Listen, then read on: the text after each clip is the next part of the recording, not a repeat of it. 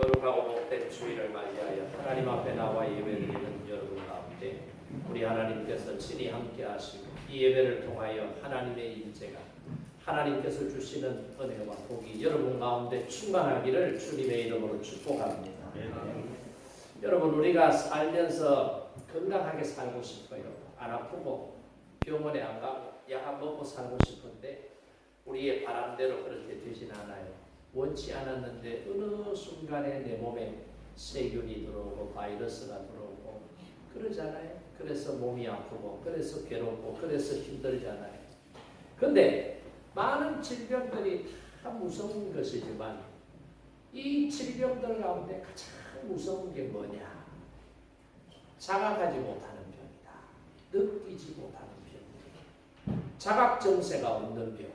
어디 아프면은 약을 먹든지 병원에 가면 돼요. 의사에게 증상을 보이고 진단을 받으면은 고칠 수 있는 방법이 있어요. 근데 증상이 없어. 감기 같은 것은 증상이 있잖아요. 콧물이 난다든지, 열이 오른다든지, 기침을 한다든지, 인후통을 앓는다든지, 몸살을 한다든지, 증상이 있어. 그래서 병원에 가서 치료받고 하면 약을 먹어도 일주일, 안 먹어도 일주일, 뭐 한 일주일에서 2주일 되면 낫는다 그러잖아요.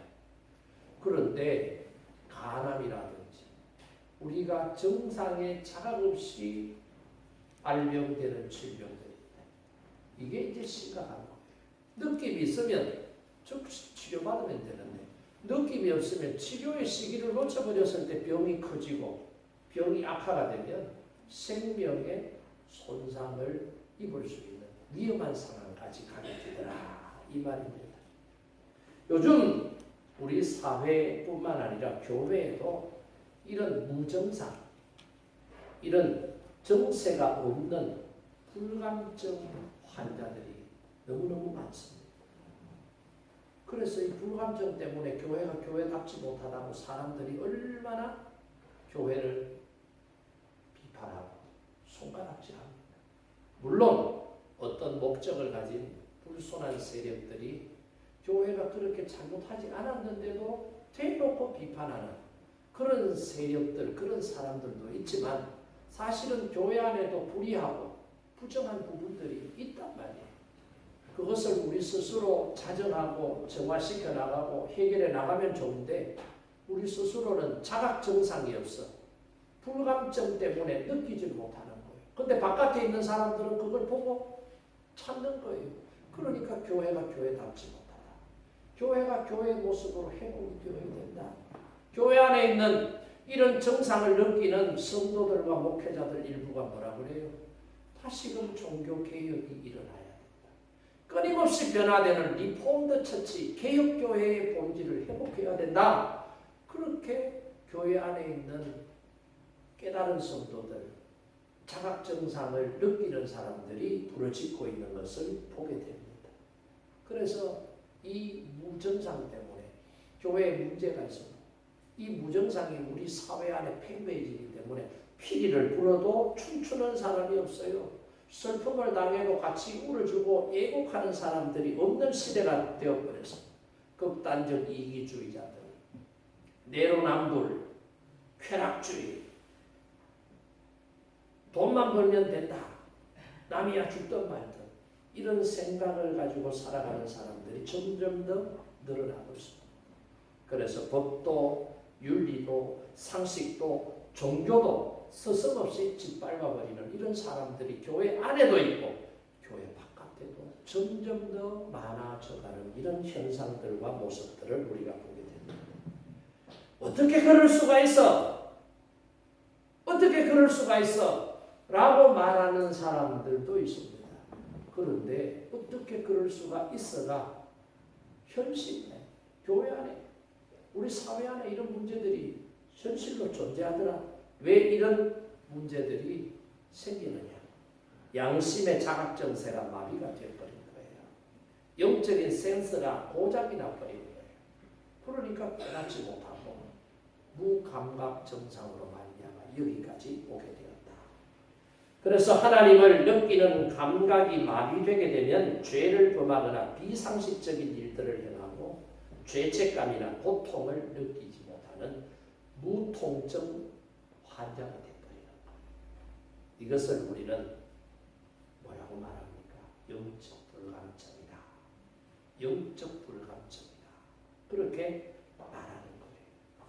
오늘 저와 여러분이 함께 읽었던 아모스 5장 1절에서 6절에 나오는 내용이 바로 그런 상태를 아모스 선지자가 지금 꼬집고 있는 말씀이에요. 이스라엘 백성들은 자신들의 죄에 대해서 하나님의 심판이나 하나님의 계획에 대해서는 관심이 없습니다. 아예 영적인 불감증에 빠져 있어요. 왜 그러냐? 하나님을 안 믿는 것도 아니고 믿는 것도 아닌 혼합주의 신앙에 빠져 있다. 그러니까 편리한 대로 여기에 갖다 붙이면 이렇게 되고 저기에 갖다 붙이면 저렇게 되는 신앙 아닌 것을 마치 신앙인 것처럼 착각하고 사는 아모스 시대의 사람들을 우리가 만난 거예요. 오늘 본문 5장의 내용이 그런 거거든요. 자기의 불신앙과 행위가 하나님의 심판의 근거가 된다는 사실을 지금 잊어먹고 사는 거예요. 모르고 사는 거예요. 알아도 무시하면서 사는 거예요. 그래서 하나님만을 섬기라고 이스라엘 백성들에게 하나님께서 언약을 체결하셨는데 그 언약은 무시해버리고 자신들의 필요에 따라서 뭘 만들어요? 우상을 만들어 놓은 거예요. 위로를 주고 풍요를 주고 때에 따라 필요에 따라서 필요한 자신들의 우상을 만들어 놓고 우상과 겸하여 하나님을 섬기는 짬뽕 신앙, 혼합주의 신앙에 빠져 있는 그런 사람들. 그러면서도 하나님의 말씀을 무시하고 하나님의 말씀을 전하는 아모스 선지자의 심판에 대한 경고도 들을 척 만척 무시하면서 살아가는 사람들이 오늘 이 본문에 나오는 사람들에 대한 이야기예요. 여러분은 정말 하나님만을 잘 믿고 신앙생활하는 사람이에요? 아니면 아모스 시대의 아모스 선지자가 하나님의 불같은 심판을 지금 예고하고 있음에도 불구하고 여러분이 어쩌면은 아모스 선지자가 말하는 심판의 대상이 되어 있다, 되어 있을지도 모른다라고 하는 것을 깨달아야 돼요. 나는 잘 믿는다. 나는 잘 믿는다는 근거가 어디 있어요? 기준이 여러분이 기준이 하나님의 말씀이 돼야 돼요. 기준이 내가 돼서 하나님을 잘 믿는 것 같은 그런 착각에 빠져서 나는 이런 사람들하고 달라라고 생각하는 사람들이 혹 오늘 이 예배 자리에 있는지 모르겠습니다만은 그렇다면 오늘 말씀을 통해서 우리 자신들이 지금 어떤 신앙의 상태에 있느냐. 내가 신앙생활을 잘하는 것 같은데 나는 그렇다라고 생각하는데 어쩌면 내 신앙이 영적 불감증, 자각증상을 잃어버린 그런 상태에 빠져 믿음 생활하고 있는 아모스 시대의 이스라엘 백성들 중에 한 사람이 아닌가 하는 것을 오늘 말씀을 통해서 다시 한 번 더 점검해보고 만약 그렇다면 회개하고 살 길을 찾아라. 저와 여러분 되기를 바랍니다. 살려면 누구를 찾으라고요? 여호와를 찾으라고 했습니다. 이제 30년 후면은 바벨론의 침략으로 말미암아 북이스라엘은 아수르의 침략으로 말미암아 박살이 납니다. 그런 심판의 때를 미리 30년 앞서 아모스가 보면 지금이라도 늦지 않았어요. 회개하라. 지금이라도 살고 싶으면 여호와 하나님을 찾으라 이 말이에요. 그러면 하나님께서 살게 해주시겠다. 이 말씀을 다시 한 번 더 저와 여러분이 붙잡고 저와 여러분은 하나님으로 말미암아 사는 그런 은혜가 있기를 주님의 이름으로 축복합니다. 자, 그러면 오늘 이 말씀을 통해서 우리에게 주시는 교훈은 뭐냐? 첫째, 지금 내가 어떤 영적 상태에 있는지를 돌아볼 수 있어야 합니다. 나의 영적인 상태가 지금 살아있는 상태인지 아니면 죽어가고 있는 상태인지 아니면 죽어버렸는지 이걸 지금 정확하게 진단을 해야 된다. 오늘 1절에서 3절 말씀 보세요. 우리 1절에서 3절 말씀 다시 한 목소리를 한번 읽어봅니다. 이스라엘 족속아 내가 너희에게 대하여 예가로 지은 이 말을 들으라. 전혀 이스라엘이 엎드려졌으니 다시 일어나지 못하리라. 자기 땅에 던지고 일으킬 자가 없으리라. 주 여호와께서 이와 같이 말씀하시되 이스라엘 중에서 1000명이 행군에 나가던 성읍에는 100명만 남고 100명이 행군에 나가던 성읍에는 10명만 남으리라 하셨느니라. 아멘. 지금 멸망을 목전에 둔 북이스라엘을 바라보면서 그들을 향해 부르짖고 선포하는 아모스 선지자의 슬픈 노래가 애가예요. 슬픈 노래. 아모스 선지자는 북이스라엘에 대한 하나님의 멸망에 대한 심판 계획을 미리 알고 그들에게 회개를 촉구하는 거예요. 그런데 듣지 않는 거예요. 이렇게 가면은 멸망할 텐데 그런 안타까운 마음을 담아서 지금 슬픈 마음으로 지금 슬픈 노래를 부르고 있다. 이 말이에요. 그래서 아모스의 애가라 불리는 장이 5장이에요. 여러분 우리가 애가라고 하는 단어를 사용하는데 이 애가라고 하는 단어는 히브리 말로 뭐냐? 키나라고 하는 단어를 쓰는데 키나라고 하는 단어의 뜻은 노래하는 여자라는 뜻이에요. 노래는 여자가 하는데 어떤 노래를 하느냐? 슬프고 고통스러운 노래를 부른다고 해서 애가다. 그렇게 이름을 지어놓은 거예요. 그래서 고대 근동 지방의 사람들이 임종할 경우에 이 슬픈 노래를 부르는데 슬픈 노래를 잘 부르는 사람이 노래를 해야 슬픔이 더해지잖아요. 그렇잖아요. 여러분 우리 예수 믿는 사람들은 이제 초상이 나게 되면은 빈소에 가서 이제 예배도 드리고 상주들에게 조문도 하고 그러잖아요. 근데 우리는 가서 절하지 않아요. 그렇죠? 우리는 가서 호곡하지 않아요. 근데 가끔 자녀는 교회 나오는데 다른 남매들이 예수를 안 믿고 부모들이 예수를 안 믿는 이런 경우에는 하면은 전통 장례법을 따라요. 그러면 어떻게 해요? 곡을 한다니까. 굵은을 쓰고 지팡이를 잡고 삼배옷을 입고 아니면 양복을 입어도 곡을 하잖아요. 그래서 문상을 조문객이 가면은 곡을 하는데 상주들이 일렬로 쭉 서 있다가 문상 쑥 들어가면 뭐 합니까? 눈 마주치면 아이고 아이고 아이고 아이고 이걸 잘해야 된다. 그런데 어떤 사람이 곡을 못해. 아이고 아이고 아이고 이러면은 슬픔이 막 그게 도달해야 되는데 웃음이 나온다. 기득기득 웃는다. 이러면 안 된다. 그래서 상이 나면은 슬픈 노래를 전문적으로 부르는 이 애가를 잘 부르는 여자를 고용하는 거예요. 그래서 그 사람한테 돈을 줘가지고 그 집에서 슬픈 노래를 계속 부르도록 하는 거라. 계속 부르. 그러면 어느 사람들이 막 눈물 콧물을 다 지었자고 안타깝다. 아이고 안 됐다. 막 이러면서 그걸 위해서 그런 장례식장에 슬픈 분위기를 연출하기 위해서 지금 애가를 부르는 전문인을 고용했다. 이게 지금 히브리 말로 키나. 이게 번역하면 애가라고 하는 단어가 갖고 있는 원래의 의미라고 하는 것을 우리가 알아야 돼. 그러니까 지금 아모스는 왜 슬프냐? 지금 북이스라엘이 멸망한 게 아니에요. 근데 하나님께서 아모스 선지자에게 말씀을 주시기를 이렇게 살면 30년 후에는 아수르의 사내립의 침략을 받아서 너희 나라 없어진다. 백성들은 죽고 백성들은 포로로 붙잡히고 백성들은 노예가 되고 멸망한다. 이걸 미리 말씀해 주시니까 그 말씀을 듣고 안타까운 마음으로 동족들이 회개하세요. 혼합주의 신앙에서 하나님만을 믿는 진실한 신앙인의 모습으로 돌아오세요. 아무리 외쳐도 돌이키지 않아요. 제가 주일 성수를 좀 열심히 좀 잘하고 예수 제발 좀 잘 믿으라. 예배 드리는 거 제발 정성스럽게 예배 좀 잘 드리고 신앙생활 이루어가는 거 좀 잘하라고 목이 터지라고 외쳐도 여러분 안 하는 사람들은 죽으라고 하는데 죽으라고 니는 열심히 그래라 나는 열심히 안 한다. 희한한 생각을 가진 사람들이 있다니까. 그런 사람을 보면 목사가 얼마나 안타까운지 알아요.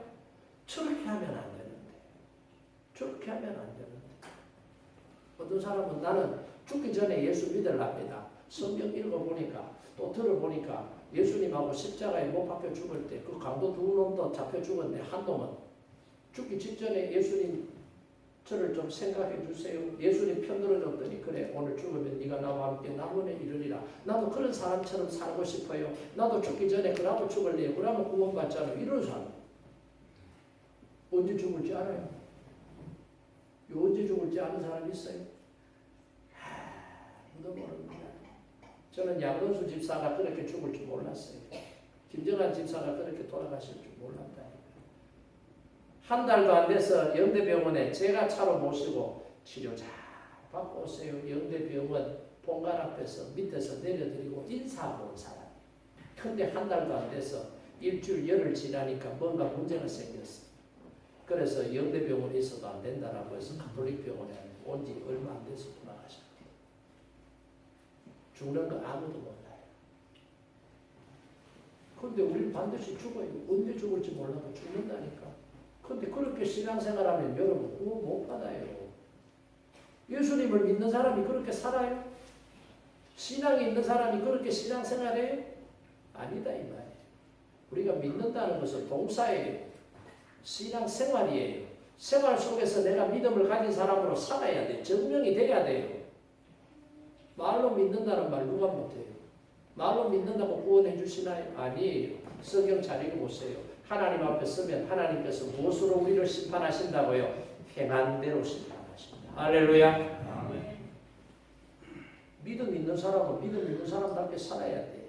교회 한번 여기 왔다고 안 돼요. 여기 백날을 여기 앉아있어 봐요.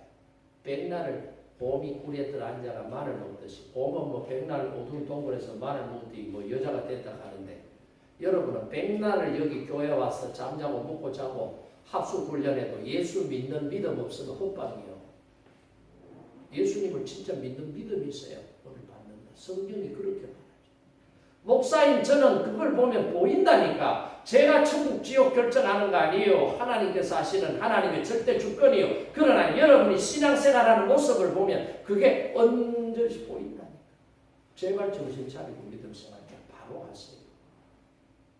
아모스가 그래서 슬픈 거예요. 하나님의 말씀을 분명히 들어서 이렇게 회개 안 하고 이렇게 살면은 세상 사람과 같이 살면은 하나님도 믿고 우상도 숭배하는 혼합주의 신앙에 젖어 살면은 예수 믿는 사람으로 구별되게 살지 아니하면은 심판받는다는 거예요. 이걸 보는 거예요. 이걸 들은 거예요. 근데 그걸 이야기해줘도 안 받아들이는 거예요. 그러니까 멸망할 수밖에 없는 북이스라엘 동족들을 보니까 슬픈 거예요. 그래서 지금 애가를 부르고 있다 이 말이에요.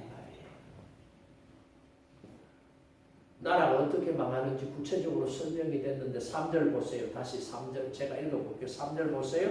주 여호와께서 이와 같이 말씀하시되 이스라엘 중에서 1000명이 행군에 나가던 성읍에는 100명만 남고 100명이 행군에 나가던 성읍에는 10명만 남으리라 하셨느니라. 지금 어떻게 해요? 10분의 1로 쪼개진대. 1000명 중에 100명, 100명 중에 10명. 그러면 어떻게 해요? 90%는 어떻게 해요? 다 죽는 거예요. 다 죽는 거예요. 이게 얼마나 무서운 말인지 아세요? 1000명이 행군에 나가던 성읍에 100명만 나가고 100명이 행군에 나가던 성읍에 10명만 남는다. 이거는 하나님께서 북이스라엘을 철저하게 심판하시겠다라는 하나님의 의지가 아모스 선지자를 통해서 지금 전달되고 있는 거예요. 10%만 남고 나머지는 다 멸망당한다. 그런데 여기서 우리가 한 가지 알아야 할 중요한 사실은 북이스라엘이 아직 멸망하지 않았다. 그런데 이미 멸망한 것과 진배가 없다. 다를 바가 없다. 이 말이에요. 지금 죽지 않고 살아있지만 지금 망하지 않고 아직 국가로서의 기능을 다하고 있지만은 이런 상태로 가면 살아도 사는 것이 아니라 죽은 거나 다를 바가 없다. 이 말이에요. 믿음 생활을 잘 해야 살아야 살아있는 거지. 믿음 생활 제대로 안 하고 살면은 여기서 지금 뭐 여기서 살아가지고 뭐 다니고 사람 만나고 말하고 뭐 다 계획 세우고 하는 거죠. 죽어요. 언제요? 내 숨이 꼴까닥하는 순간에 내 육신은 죽어요. 내 영혼은 하나님 앞에서 심판받고 한 번 들어가면 나올 수 없는 지옥 불덩이 속에 떨어지면 끝난다 이 말이에요. 이건 제 말이 아니라 하나님의 말씀. 정신 차리고 신앙생활 잘해야 된다. 그래서 저와 여러분은 믿음 생활 한곡히 부탁드리게. 뭐 여러분이 지옥 간다고 해서 내가 지옥 가는 건 아니라. 근데 제 책임이 크단 말이야. 제가 설교할 때마다 왜 핏대를 세워가면서 25분만 설교해야 되는데 어떤 때는 막 50분씩 더블로 설교하는지 알아요? 저도 25분 설교하면 편해요. 한 주 할 거 2주 쪼개버리면 52주 할 거를 27주 하면 26주 하면 얼마나 편해. 근데 만약에 그렇게 해서 여러분이 정말 믿음 생활 제대로 안 하고 대충 건성건성 하다가 여러분이 죽어 지옥에 갔다. 그러면 저도 나중에 죽어서 하나님 앞에 갔을 때 야, 김목사야, 너 임마 목회할 때 제대로 안 하고 너 목회 안 해가지고 지옥 온 사람들 봐라. 저 봐라. 저 사람도 있지. 저 사람 아무개 집사도 있네. 아무개 권사도 있네. 아무개도 있네. 하나님께서 저한테 책임을 물으시면 제가 뭐라고 답을 하겠어요? 성경에 보세요. 한 소자를 실족게 한다면 차라리 그 사람은 연자 맷돌을 메고 깊은 바다에 던지우는 것이 낫다. 연자 맷돌이 얼마만큼 큰지 알아요? 동네의 곡식을 가는 이스라엘에 가면은 짐승들이 당나귀가 소가 그걸 이렇게 우리 구약 성경 사사기에 보면 삼손이 맷돌을 돌렸다는 연자 맷돌. 그거 여러분 몸에 메고 깊은 호수나 강이나 바다에 빠뜨려 버리면 살 사람 있어요? 100% 죽어요. 제가 제일 두려운 게 나 때문에 제가 조금이라도 더 바르게 신경 써서 목회를 하고 설교를 하고 성경대로 가르치면 하나님의 은혜를 깨닫고 믿음으로 바르게 살 수 있는 성도들이 있는데 내가 월급쟁이 생활하듯이 대충 사례비나 받아먹고 편하게 목회하고 설교도 대충 이렇게 해서 성도들이 정말로 믿음의 깊은 영적 세계를 깨뚫어 보지 못하고 놓쳐버리고 그래서 지옥 간다면 그것을 하나님께서 저에게 나중에 물으신다면 제가 어떻게 되겠느냐. 굉장히 이기적인 사람이라고 여러분이 생각할지 몰라. 난 그게 제일 무서워요. 목사가 안 됐으면 몰라도 목사가 된 이상 그 말씀을 모르면 몰라도 그 말씀을 안 이상 저의 책임과 소임을 다 하려고 합니다. 그러니까 제발 여러분 제가 오늘 아모스의 심정으로 이 설교를 준비하고 있어요. 아모스의 심정으로 여러분에게 간곡히 부탁을 드려요. 믿음 생활 제발 좀 바로 하세요. 믿음 생활 제발 좀 제대로 하세요. 하는 것도 아니고 안 하는 것도 아니고 어중간하게 이렇게 하지 말고 확실하게 믿음 생활을 바르게 하는 거예요. 이 북이스라엘 사람들이 혼합주의 하나님 안 믿었던 거 아니에요. 한쪽에는 하나님 있어요. 한쪽에는 우상 숭배가 있고 한쪽에는 세상이 있고 그렇게 신앙생활하는 건 안 된다. 그걸 지금 아모스 선지자를 통해서 하나님이 말씀하시는 거예요. 이렇게 신앙생활 멸망한다. 멸망. 조심 바짝 섭니다. 그래서 성도의 부름받은 저와 여러분은 믿음 생활이에요. 교회 오는 것도 중요하지만 교회 와서 어떻게 예배를 드리느냐, 교회 올 때 어떤 마음으로 하나님 앞에 나와서 예배자로 예배를 드리느냐. 교회 나올 때 여러분 지각하지 말아요. 적어도 30분 전에 와서 하나님의 말씀을 묵상하고 오늘 내게 주실 하나님의 은혜가 무엇인지 생각하고 하나님의 은혜를 사모하고 이 예배를 통해서 내가 하나님 앞에 영광을 돌려야지 라고 하는 그런 거룩한 마음들을 가지고 예배를 사모하는 자리에 앉아 있어야 되지. 흘레벌떡 오고 지각해서 오고 의미 없습니다. 의미 없다. 그리고 여러분 신앙생활 바로 하셔야 된다. 이거예요. 겉으로 보면은 신앙생활 하는 건 잘하는 것 같아요. 겉으로 보면 생명이 넘치는 것 같아요. 겉으로 볼 때 교회가 교회의 사명을 다하는 거예요. 예배도 드려요. 교육도 해요. 선교도 해요. 구제도 해요. 친교도 해요. 뭐 하는 것 다 하는 것 같아요. 그러나 정말로 그 교회의 중심에 하나님이 계신지 인간이 계신지, 하나님의 말씀이 그곳에 임재하는지, 아니면 어떤 특정인의 영향력 있는 말이 그곳을 지배하고 있는지, 이걸 우리가 알아야 돼요. 내 삶의 중심에 하나님의 말씀이 나를 이끌어가고 있는지, 내 목표와 내 주관이 나를 붙잡고 나를 이끌어가고 있는지 정확하게 알아야 돼요. 만약에 말씀이 아니라 나라면 그게 뭐예요? 그게 우상이에요. 우상. 그러니까 교회 와서 신앙생활 할 때 내 생각에는 틀린 말이에요. 절대 그런 말 하지 마세요. 내 생각이 어디 있어요? 하나님의 말씀만이 내 안에 있어요. 하나님의 말씀이 우리 교회 가운데 충만해야 되지, 여러분의 생각이 교회 가운데 충만해봐요. 교회 제대로 되겠어요? 그거는 엉터리 신앙이에요. 그게 믿음 생활 잘하는 것 같아도 그거는 자기 중심의 신앙이에요. 자기 중심의 교회를 만들려고 하는 거고, 자기 가치관에서 교회를 정의를 하고 있는 잘못된 신앙. 내 생각이 아니라 하나님의 말씀에, 하나님의 말씀에, 하나님의 말씀에 항상 그렇게 할 말씀을 이해하고 교회를 이해하고 섬김의 자리에서 섬기고 신앙생활을 할 수 있어야 됩니다. 이게 안 되면은 내가 교회 나와서 열심히 예배 드리는 것 같아도 내가 살아있는 것 같은 착각에 빠져있는 영적인 불감증에 빠진 사람이라고 하는 것을 저와 여러분이 깨달을 수 있기를 바랍니다. 그래서 이게 먼저 진단이 돼야 돼요. 내가 지금 믿음 생활하는 성도인데, 하나님의 백성인데, 내가 지금 영적으로 민감한 사람인지, 영적으로 깨어있는지, 아니면 영적으로 지금 죽어가고 있는지, 센스가 무뎌져서 하나님의 말씀을 들어도 깨닫지를 못하고 감동이 없고 하나님의 말씀에 순종해 되겠다라는 결단이 생기지 않으면 이게 뭐예요? 지금 영적인 불감증에서 병이 깊어가고 있다. 이걸 저와 여러분이 깨달을 수 있기를 바랍니다. 가룟 유다 보세요. 예수님 3년 따라다녔다. 11명의 제자들하고 똑같이 3년을 따라다녔어요. 그런데 가룟 유다는 예수님께서 이 땅에 오신 목적을 모르는 거예요. 자기 목적을 예수님을 통해서 이루려고 하잖아요. 이 사람은 열심당 당원이에요. 이 사람은 몸에 식가를 붓고 다니는 시칼리우스예요. 무력으로 로마의 압제로부터 독립이라고 하는, 해방이라고 하는 것을 해보려고 노력해도 안 되는 거예요. 힘이 너무나도 약합니다. 그런데 예수님은 보니까 능력이 있는 분이에요. 이적을 해놨는데 보니까 장난이 아니에요.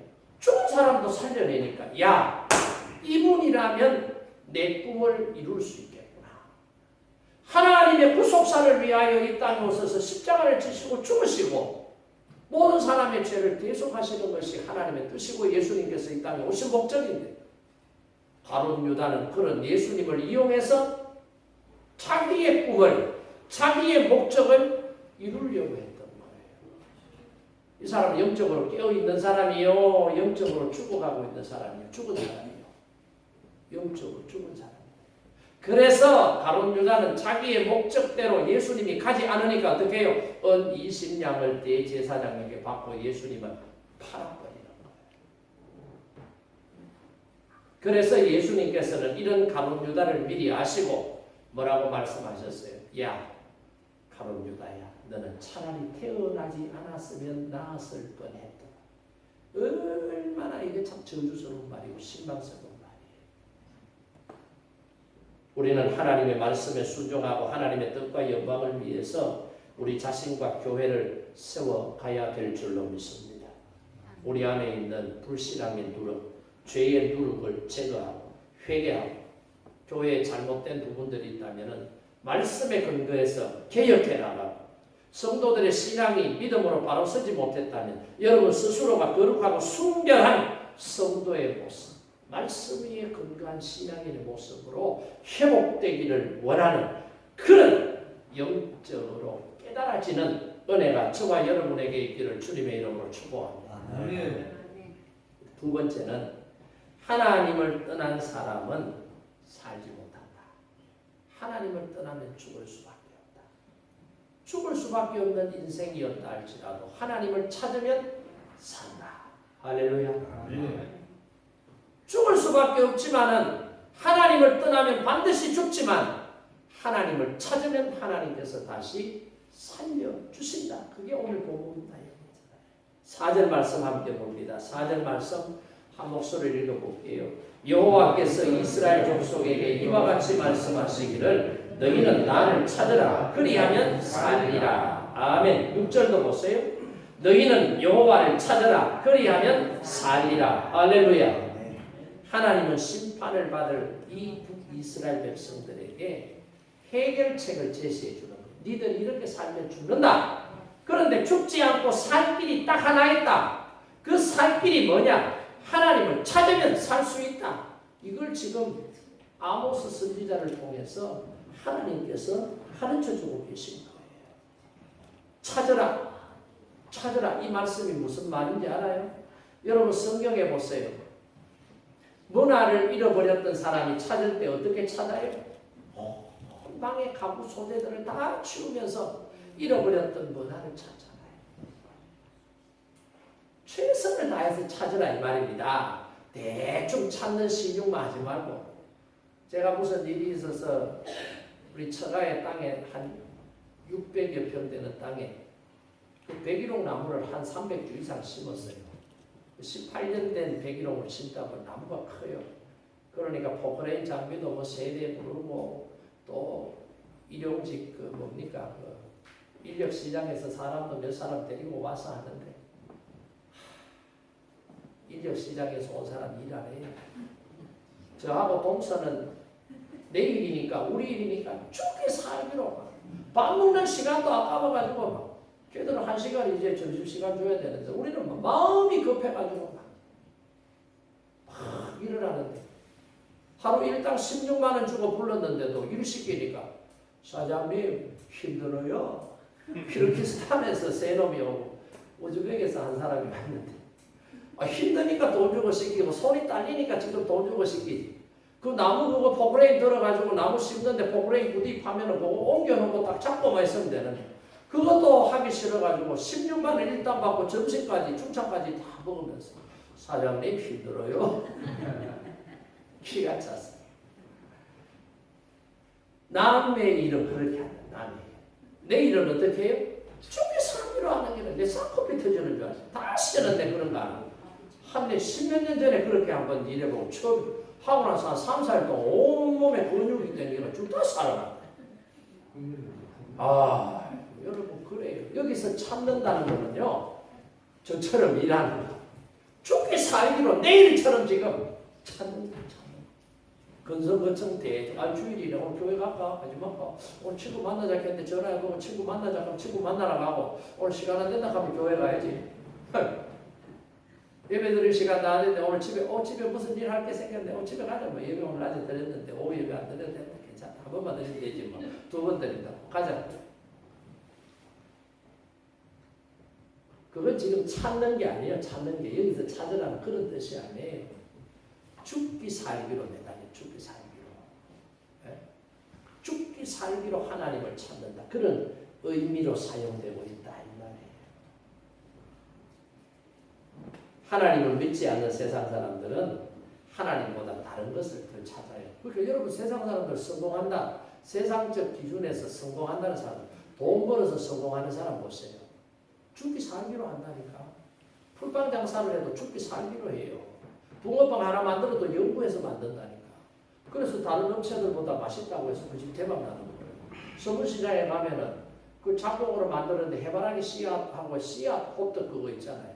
다른 사람은 그냥 노란 설탕 넣어가지고 호떡 찍어 파는데 이 사람은 거기에다가 씨앗을 넣어가지고 두툼하게 설탕 막 팍 집어넣어가 눌러서 주니까 비싸도 맛있으니 그 집 대박 나는 거예요.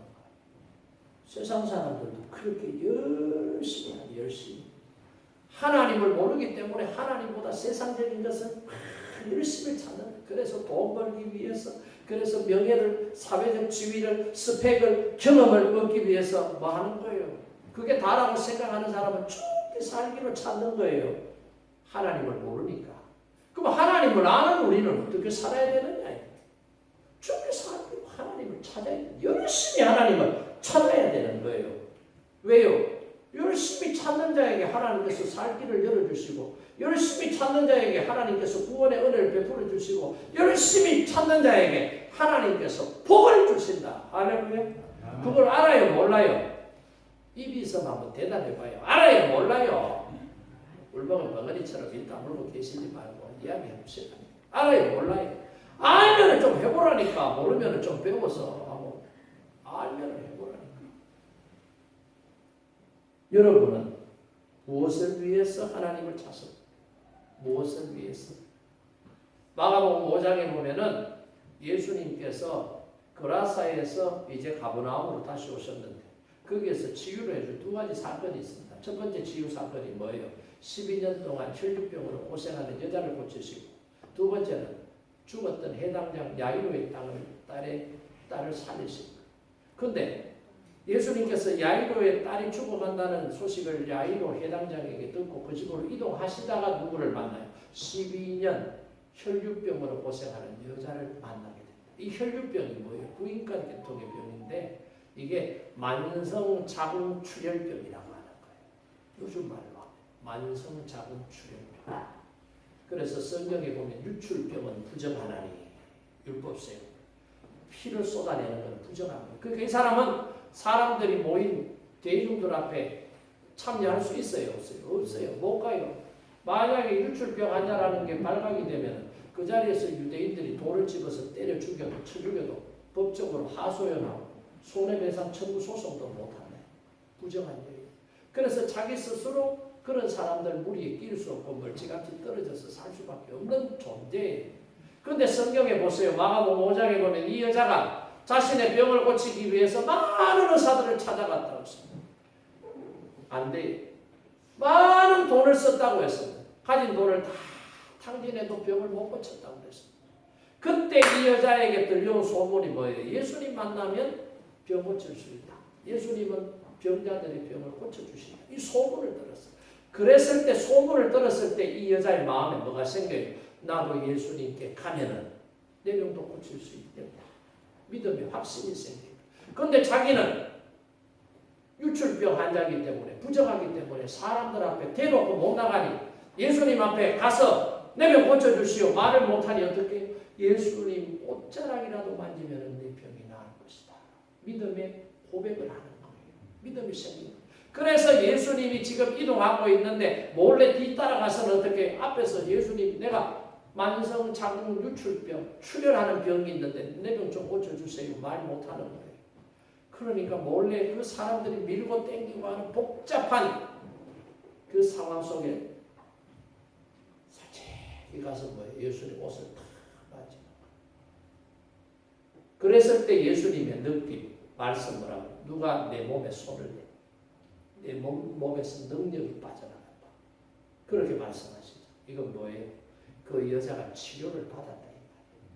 그 시로 그 여자가 깨끗이 치료가 됩니다. 뭘로 알아요? 이 피가 지금 하혈을 해가 줄줄줄 지금 허벅지를 타고 내려가는데 그게 딱 멈춰버리니까 내려가는 느낌이 없는 거예요. 딱 멎어버리는 거예요. 그러니까 자기가 옷자락이라도 만지면 내 병이 낫겠다는 믿음 가지고 예수님 앞에 어렵게 찾아와서 옷자락을 만졌더니 병이 나았다. 자신이 제일 먼저 한 거예요. 예수님께서 하신 거예요. 이게 뭐예요? 이게 뭐예요? 살 길이 있더라 이 말입니다. 12년 동안 이 유출병으로 고통을 당하고 재산을 다 탕진해버렸지만 세상적인 방법으로 안 되는데 이제는 끝이 났다고 생각하는 막다른 골목에 다다랐음에도 불구하고 예수님에 대한 소문이 들려지니 살 길이 있다는 것을 이 여인이 깨닫고 안 되는 길은 접어두고 이제는 되는 길, 살 길을 찾아 예수님 앞에 나아갈 때 자신의 병이 깨끗하게 고침을 받더라. 할렐루야. 아멘. 주님을 찾으면 살 길이 열리는 거예요. 아멘. 여러분 오늘 인상 보니까 고민 많은 사람도 있고 고민 없는 사람도 있는 것 같아요. 고민 많은 사람들 살 길이 없는 게 아니에요. 사방이 가로막혀 있어도 하나님을 바라보는 윗뚜껑이 열려 있다는 것을 여러분 깨닫기를 바랍니다. 고개를 들어 하늘을 보세요. 저 위에 누가 계세요? 하나님이 계십니다. 건강이 나를 막아요. 물질이 나를 막아요. 인간관계가 나를 막아요. 내 인격이 나를 막아요. 환경이 나를 둘러싸고 있어요. 그래도 사방이 가로막혀 있을지라도 하나님을 바라보는 순간 막혀있는 문제들이 해결될 줄로 믿으십니다. 아멘. 여러분 살 길이 있어요. 누구를 찾으면 산다? 하나님을 찾으면 산다. 4절과 6절 말씀 여러분 꼭 기억하세요. 너희는 나를 찾으라 그리하면 살리라. 6절 너희는 여호와를 찾으라 그리하면 살리라. 내 인생의 무거운 짐 나 홀로 지고 가고 슬프고 힘들고 고통스럽다고 생각하는 분들 오늘 예수님이 말씀하시기를 수고하고 무거운 짐진 자들아 다 내게로 오라 내가 너희를 쉬게 하리라 말씀하셨잖아요. 주님 앞에 가는 것이 살 길이다 라고 하는 것을 저와 여러분이 깨닫고 저와 여러분은 주님 앞으로 가기를 원합니다. 그래서 오늘 보세요. 살 길이 있는데 사람들이 살 길을 찾는다. 여호와께 가면 산다고 그랬는데 5절 보세요. 5절 말씀 함께 읽어봅니다. 베델을 찾지 말며 길갈로 들어가지 말며 브엘세바로도 나아가지 말며 길갈은 반드시 사로잡히겠고 베델은 비참하게 될 것임이라 하셨나니 아멘. 여기 보세요. 베델을 찾지 말고 길갈로 들어가지 말며 브엘세바로도 가지 말라. 여러분 여기 나오는 세 개의 지명이 그냥 보통 지명이 아니에요. 시간이 좀 지나도 제가 설명을 해볼게요. 베델을 찾지 말라. 왜 베델을 찾지 말라? 베델이 어떤 곳이에요? 베델은 야곱이 형 에서를 속이고 장자의 축복을 가르치고 외삼촌 라반의 집으로 가다가 광야에서 첫날 밤을 맞이해서 거기서 잠잤던 곳이 어디예요? 벳엘이 원래 이름은 뭐예요? 루스예요. 루스였는데 거기서 잠을 자는데 얼마나 불안하겠어요. 어린 나이에 아버지 엄마 다 떨어졌어요. 자기를 보호해줄 사람 지켜줄 사람도 없어요.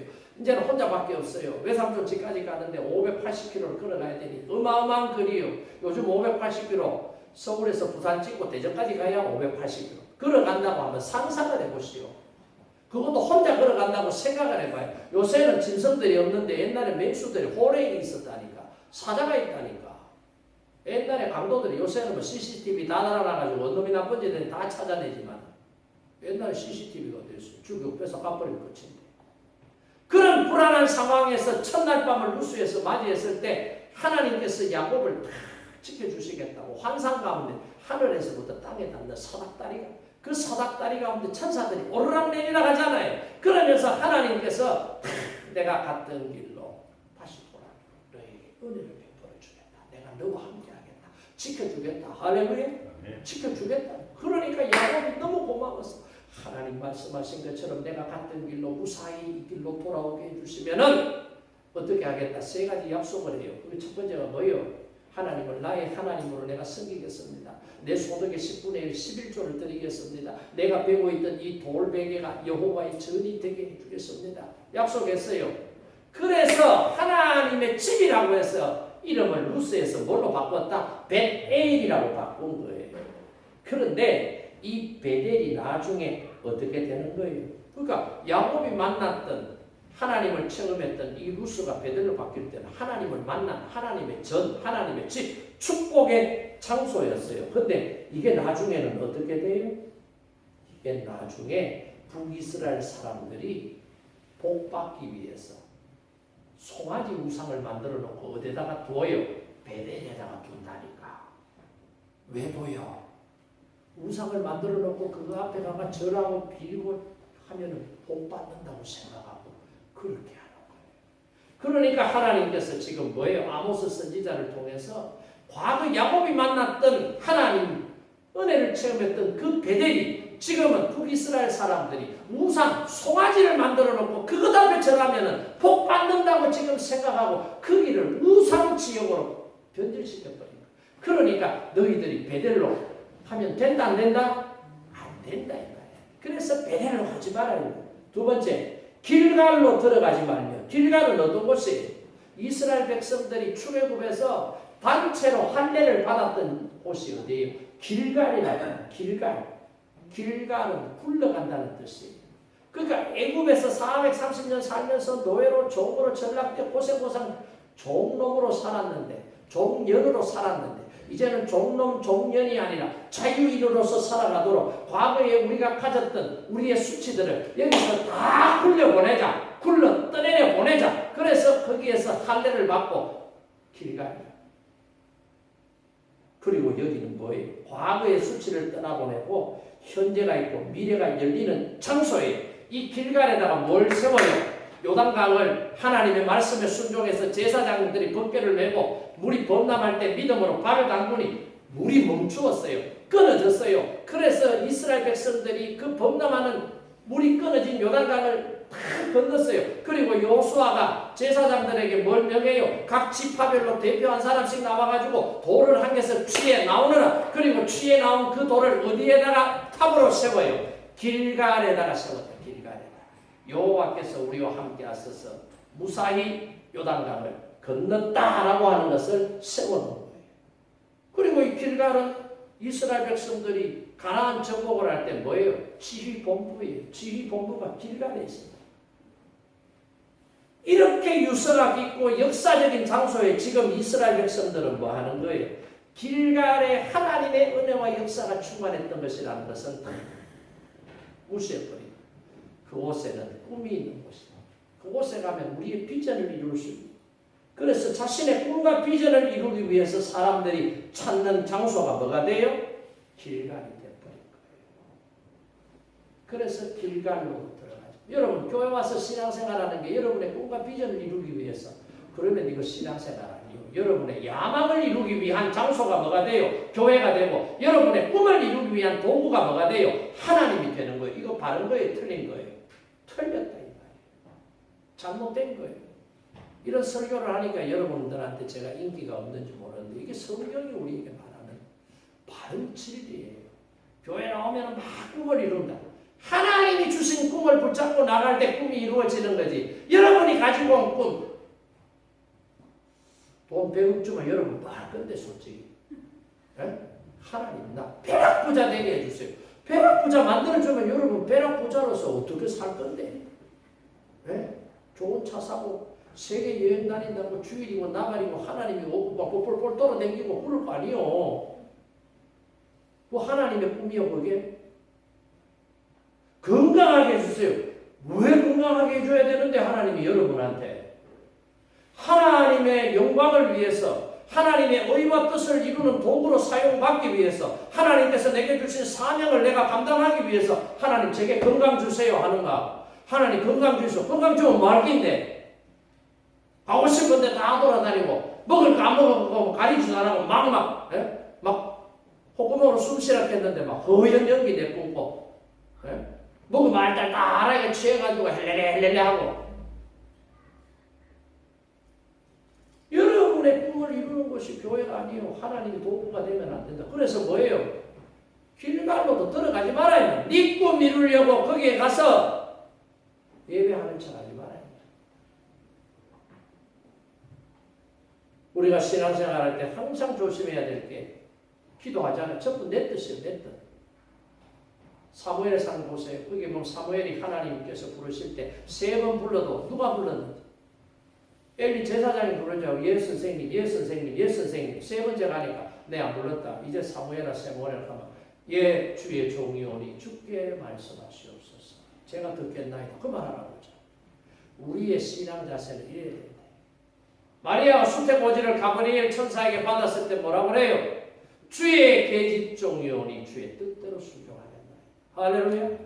우리 신앙이 그래야 된다니까. 내 뜻을 이루는 도구가 아니에요. 내 목적을 이루는 수단이 아니다.